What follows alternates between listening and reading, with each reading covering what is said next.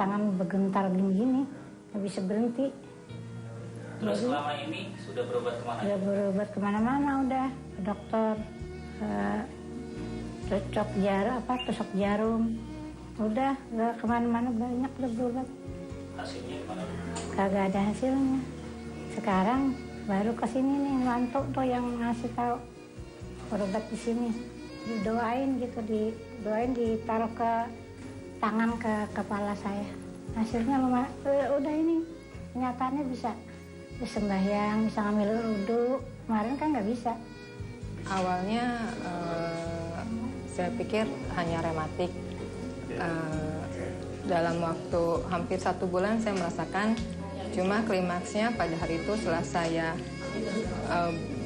makan terlalu banyak, over, saya nggak pikir kalau itu yang sebab akibat dari situlah. Suatu saat semalam itu saya merasakan belakang lengan saya tuh tegang sampai berdenyut, sampai semalaman saya rasakan. Saya pilih alternatif terapi kalbu ini karena saya jadi punya prediksi dalam waktu seminggu saya bisa pulih kesembuhan saya. Dan karena untuk next time-nya saya punya proyek kerja yang cukup padat.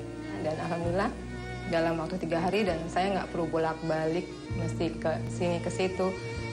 Waktu saya juga nggak banyak terbuang dan sembuh karena memang dari hati saya yakin dan saya juga mantap dengan transfer energi yang ada di terapi kalbu.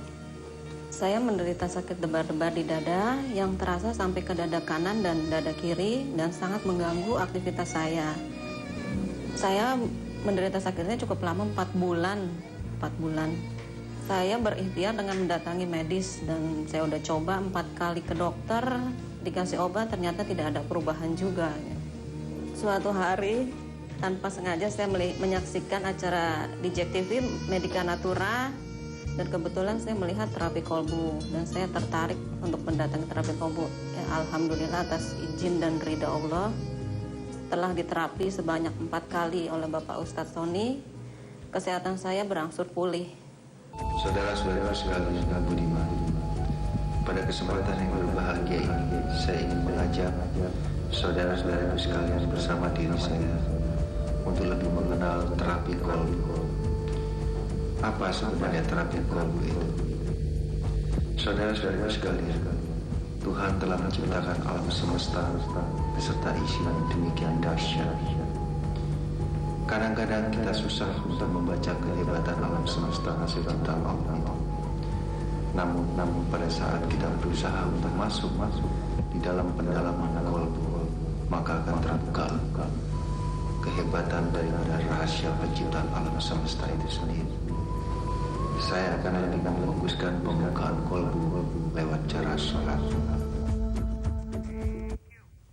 Assalamualaikum warahmatullahi wabarakatuh. Selamat sore pemirsa JEK TV dimanapun Anda berada. Alhamdulillahirrahmanirrahim. Pada kesempatan kali ini kita masih diberikan sebuah kesempatan untuk kembali menjumpai Anda selama 1 jam ke depan dalam Medika Natura Sore. Ini adalah sebuah program yang menawarkan solusi alternatif untuk kesembuhan dan kesehatan prima secara alami bersama dengan klinik terapi kolbu pada sore hari ini. Nah, pada sore hari ini pemirsa kita nanti akan berbicara mengenai sembuh berkat cinta. Nah, nanti sebenarnya apa sih yang dimaksud dengan sembuh berkat cinta tersebut? Sudah hadir yakni Ustadz Sony Sutrisna dari klinik terapi kolbu beserta juga dengan salah satu mantan pasien beliau ada Ibu Maknun. Kita sapa mereka terlebih dahulu. Assalamualaikum Pak Ustadz Sony. Waalaikumsalam warahmatullahi wabarakatuh. Apa kabar sore hari ini? Alhamdulillah baik. Baik dan sehat ya, alhamdulillah ya. Insyaallah. Ibu Maknun, assalamualaikum. Waalaikumsalam. Bagaimana kabarnya Ibu? Alhamdulillah sekarang udah badannya udah terasa enak, udah bisa tidur, udah bisa aktivitasnya udah kembali lagi. Normal. Kalau boleh ceritakan sedikit kepada pemirsa sebenarnya keluhannya Ibu awalnya itu seperti apa sih Ibu? Oh, awalnya itu kayaknya sakit kepala, tapi kalau berobat sembuh. Tapi pada tahun Desember 2009 tuh kayaknya tambah parah. Terus timbul vertigo yang sampai muter kaki ke atas, tidur pun begitu. Kalau dibuka matanya muntah, nggak bisa bangun. Kalau saya bangun tuh keringat sampai basah, sampai netes-netes. Kalau ditahanin berdiri 10 menit aja. Terus lemas, akhirnya di tempat tidur aja. Baik. Saat itu saya sempat dirawat bulan April ya kalau nggak salah. Sampai Oktober itu minum obat terus. Oktober masuk Ada lagi. penanganan medis ya? Ya, medis masuk lagi rumah sakit. Terakhir Oktober itu terus berobat terus. Jadi selama ini hampir 2 tahun saya minum obat. Obat terus, kalau nggak tanpa obat tuh nggak bisa gitu. Oh, jadi bisa dikatakan sangat ketergantungan dengan obat gitu. pada saat itu ya. Akhirnya bisa dikatakan sudah bosan sekali untuk mengonsumsi obat karena setiap kali obat sudah selesai, sudah habis, selalu datang kembali kambuh-kambuh seperti itu ya Ibu ya. Iya, harus minum obat, kalau nggak itu nggak bisa bangun. Nggak bisa bangun. Iya. Kemudian akhirnya memutuskan datang ke klinik terapi kolbu, dari mana itu Ibu ceritanya? Sebenarnya waktu itu bulan Maret tahun 2010 itu sebelum saya masuk rumah sakit saya pernah lihat cuman sepintas, nggak jelas karena saya sakit. Akhirnya diputuskan keluarga dibawa ke rumah sakit. Ya udah. Nah, terus kebetulan terakhir kemarin tuh bulan Januari lagi nonton gini ada Jack TV, saya lihat ini dia yang saya cari kan gitu. Terus saya catat. Pak Ustaz Sony yang siaran ya Ibu pas siaran di situ terus saya catat. Terus kata suami, ya udah kita ke sana aja ya udah gitu. Oke, ditahan dulu bagaimana ceritanya nanti setelah melakukan terapi di klinik terapi kolbu bersama dengan Ustadz Sony Sutrisna. Bagi Anda pemirsa yang ingin berkonsultasi bersama dengan Ustadz Sony Sutrisna, Anda bisa menghubungi line interaktif kami di nomor telepon 0215155111. Namun setelah jeda berikut.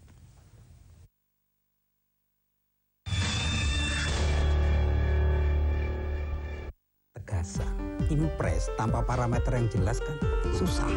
Misalnya kan Kak SBY kan berjanji memimpin langsung, dipimpin dong dan diserahkan ke dia. Kalau sekarang masyarakat merasa apapun yang naik itu adalah tanggung jawab pemerintah gitu. Jadi ini juga ada persoalan di dalam kenyataan. Nah, justru perkara itu bisa jalan atau tidak jalan itu di kepolisian dan kejaksaan, bukannya di pengadilan. Pengadilan udah disajikan. Jangan dikatakan tokoh agama adalah saatnya lah negara berdiri.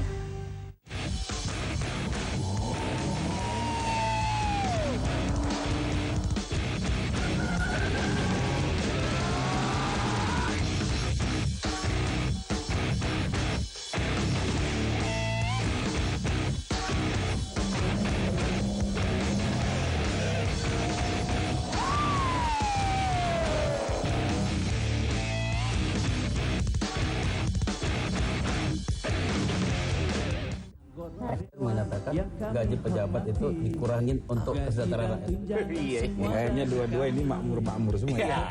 Hanya bagian perut saja yang lain. Nah, saya pikir itu boleh berpasangan ya Akbar sama Hadiman dulu. Iyalah. Ditentukan Tuhan jadi hakim kasusnya Gayus. Saya akan memvonis 15 hari itu Gayus kita taruh di ruangan. Nah, kita taruh macan 3. Udah selesai. Itu nanti kita akan kembali tetap dibijak, bicara ke berjarak, ya kan? Koruptor dan mafia merajalela. Jalan ini rapi, musim kemarau tidak jadi penampungan debu rumah kita, betul? Nah, kalau musim hujan nggak jadi penampungan lumpur gitu. Secepatnya aparat terkait memperbaiki. Inginnya sih pembuangan sampah di dekat sekolah ini ditutup. Kita juga nggak bisa berbuat apa-apa. Memperbaiki jauh lebih sulit daripada membuat yang baru. Berantas korupsi sampai ke akar-akarnya, kalau perlu ada hukuman mati untuk para koruptor.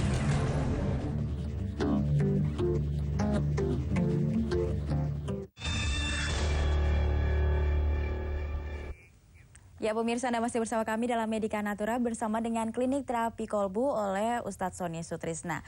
Tema kita sore hari ini adalah sembuh berkat cinta. Nah, sebelum kita membahas lagi lebih dalam sebenarnya apa sih yang dimaksud atau definisi sebenarnya dari sembuh berkat cinta tersebut, kita tanya dulu kepada Ustadz Sony Sutrisna. Sebenarnya metode terapi yang ada di Klinik Terapi Kolbu yang ditawarkan oleh Klinik Terapi Kolbu kepada para pasien sebenarnya itu seperti apa sih Pak Ustadz?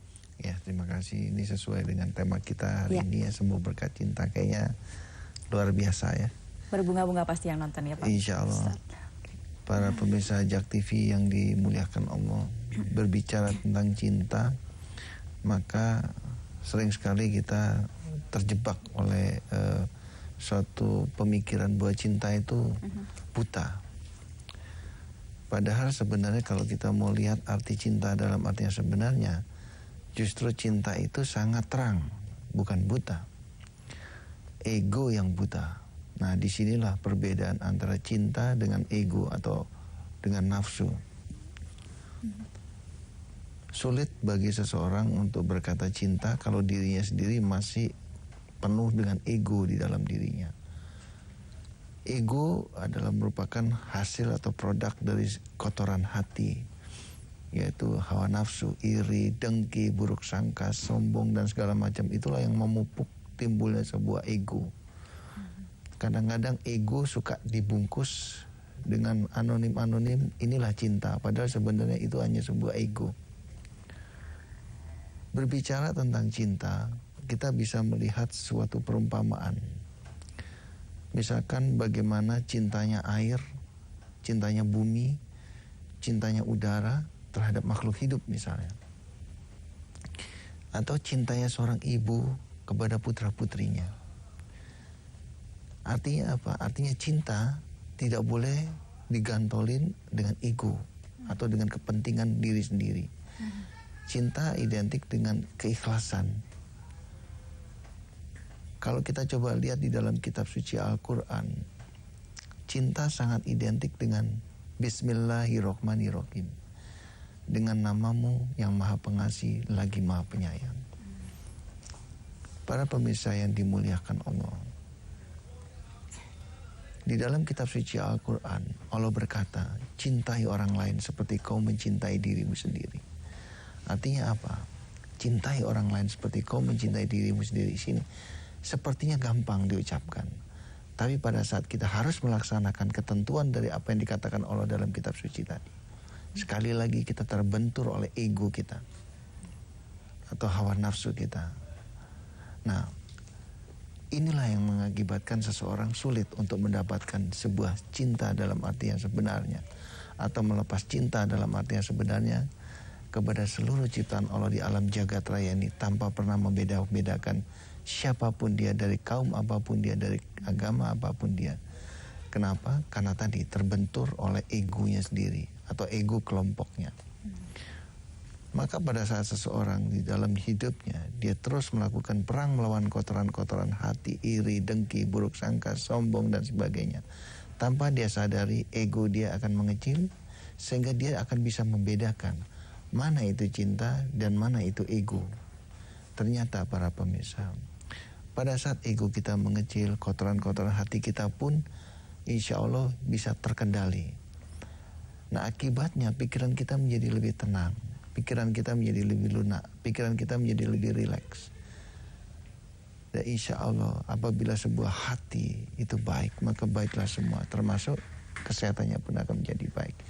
Jadi sekali lagi, saya kurang setuju apabila dikatakan cinta itu buta. Justru ego yang buta, cinta itu sangat terang benderang. Saya pikir demikian.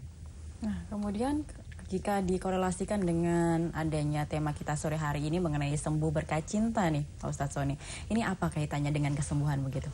Iya, jadi seperti saya katakan tadi bahwa cinta itu sangat terang benderang. Artinya apa? Cinta itu didukung oleh mata hati atau oleh hati yang bersih. Cinta itu didukung oleh hati yang sudah tidak terselubung lagi. Artinya apa? Apabila hati tadi sudah terang benderang, hati tadi sudah tidak terselubung lagi, maka otomatis dia akan berdampak kepada kesehatan si yang bersangkutan. Dan yang lebih jauh lagi, doa orang-orang yang seperti ini biasanya cepat diijabah oleh Allah. Jadi kalau kita mau mengetahui rahasia daripada kekuatan ijabah sebuah doa, itu